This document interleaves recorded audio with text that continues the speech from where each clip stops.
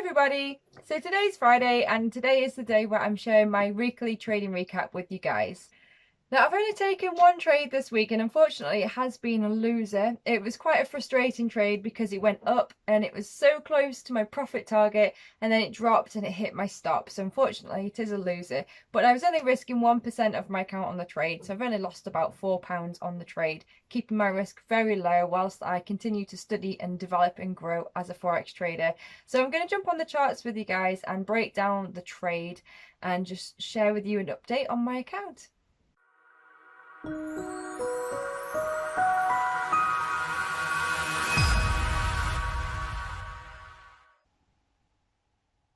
Hey guys, so I've got the chart listed up here on the currency pair that I traded this week, the US dollar to the Swiss franc. And I'm really not very proud of this trade at all, to be honest, because I knew when I got into it that I wasn't really following a strategy, which is really annoying. I mean, what's the point in trading if you're not following a strategy? So I pretty much felt like I was more gambling on this trade, which is, again, quite annoying. Quite honestly, guys, I've been finding it quite difficult the last few weeks, and I think it's because I've had such a change in my routine, and it's just made me realize how very psychological this game is, because I kind of fostered this disciplined, focused rhythm, this routine that I was in with trading, with studying and with trading, and I felt like it was going really well.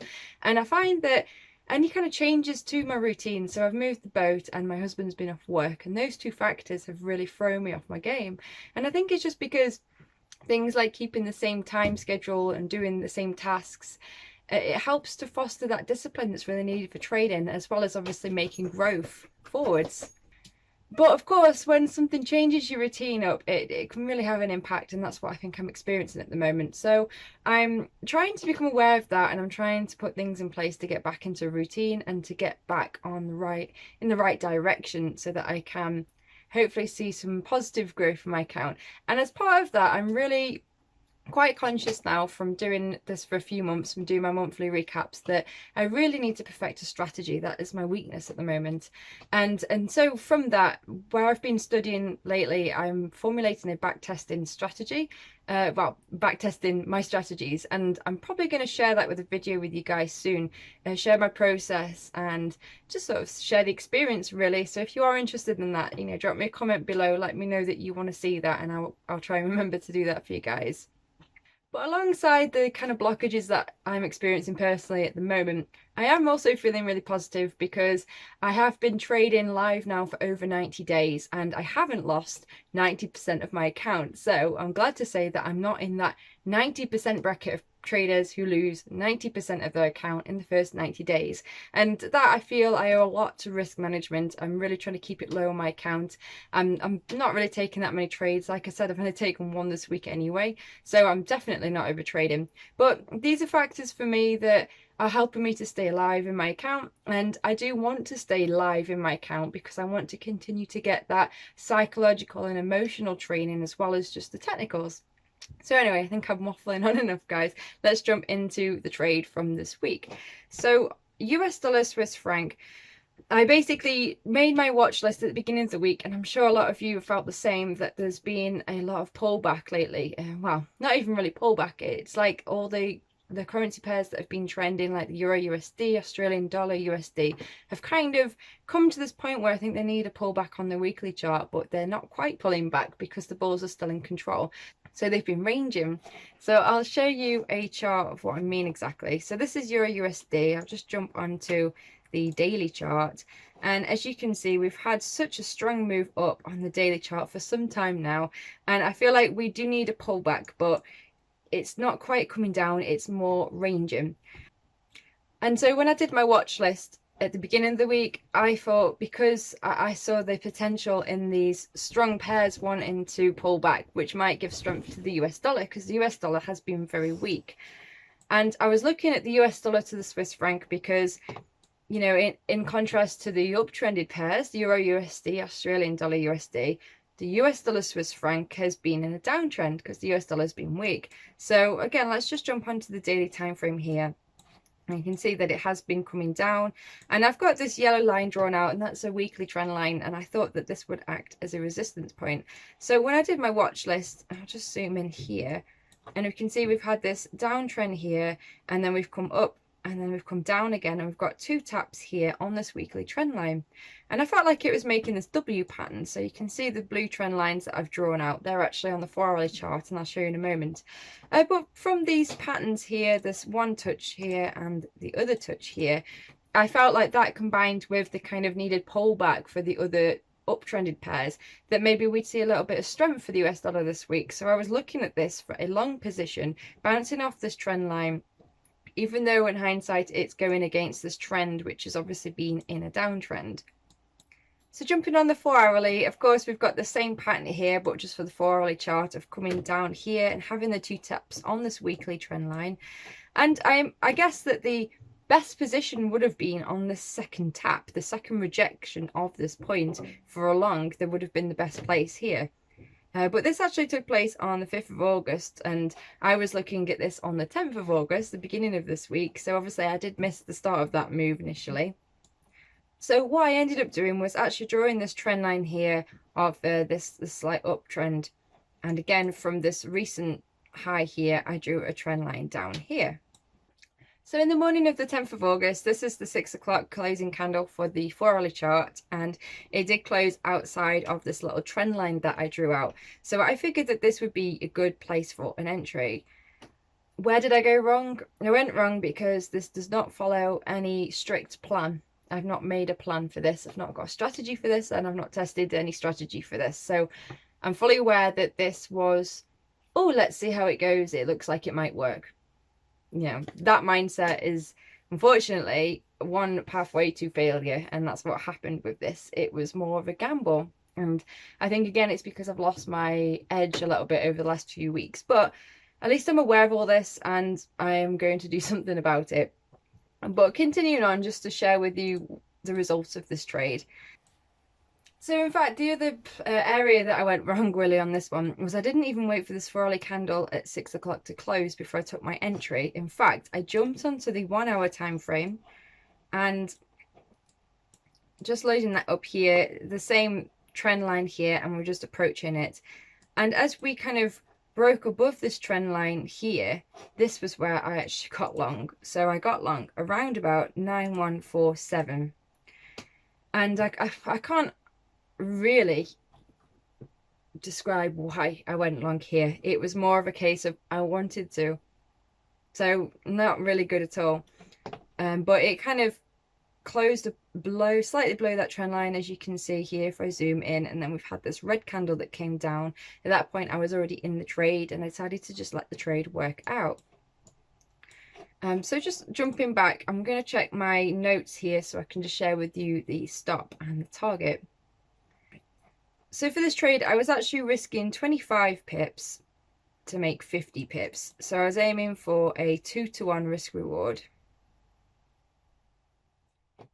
And the reason I put my stop here was I felt like my stop would go well below this trend line, and I felt like 25 was a good enough range to use really to give it room to move.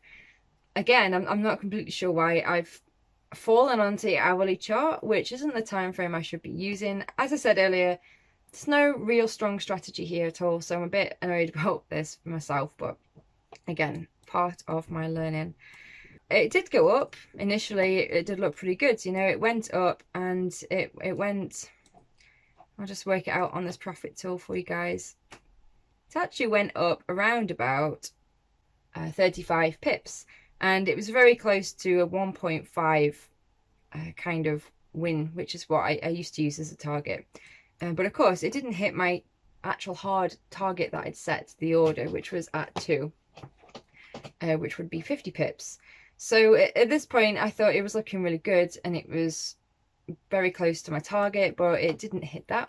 And then it actually dropped, and as you can see, it kind of consolidated a little bit, and then it dropped down again, and it hit my stop. So obviously a losing trade. And I think all in all for that, really, it's just because there was no strong strategy there. I can't really expect it to be a win or a loser if you've not got these hard rules in place for a trade, these hard your edge. You know, you're not going to have an edge on the market, and it's going to be very difficult. It's going to be gambling, and that's what I've experienced with this trade. And I think I was also distracted on this one because on my monthly recap, if you call it that, if not, I'll include a link above for that video. But I did talk about how I can try to extend my profit on trades.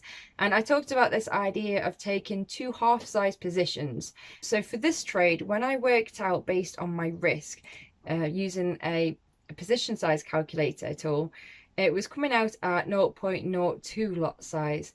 Where that's where I'm risking 1% to make 2%.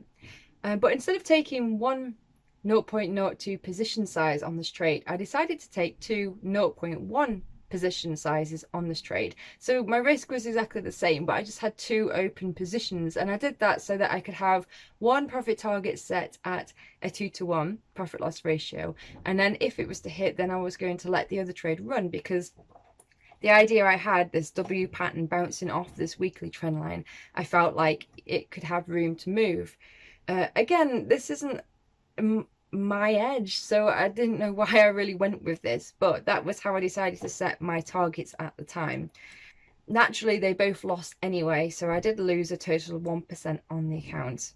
But I guess the good side of this losing trade is, as always with losing trades, is the lessons, isn't it? And the lesson from this has really given me a lot of energy to want to solidify a strong trade plan, a strong strategy, and a strong edge.